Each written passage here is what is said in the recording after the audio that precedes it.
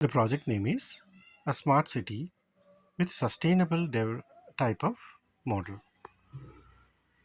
Alternatively, it can be called sustainable city model.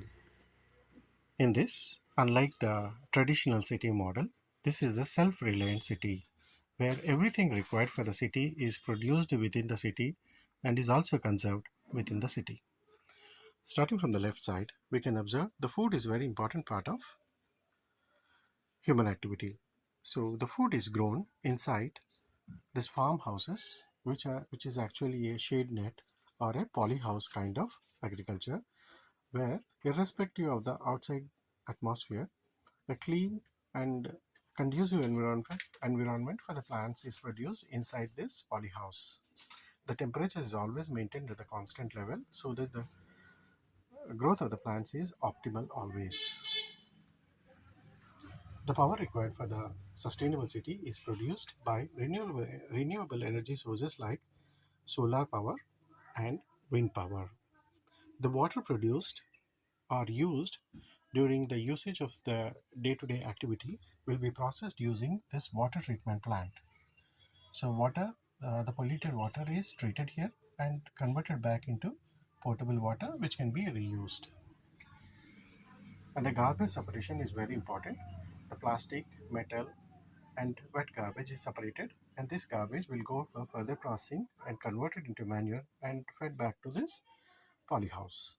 So the recycling is done here itself.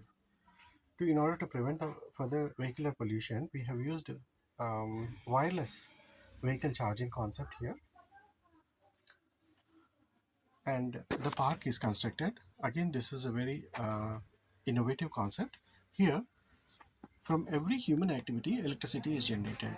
We're saying that whenever we move it, when we connect it to a dynamo, this also generates. While children playing in the ground will also generate electricity, which can be used for the lighting of the park lights.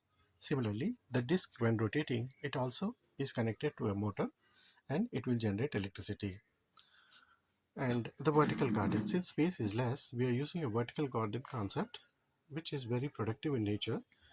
The water fed on the top will percolate from the top layer to the bottom layer, and the water is reused again.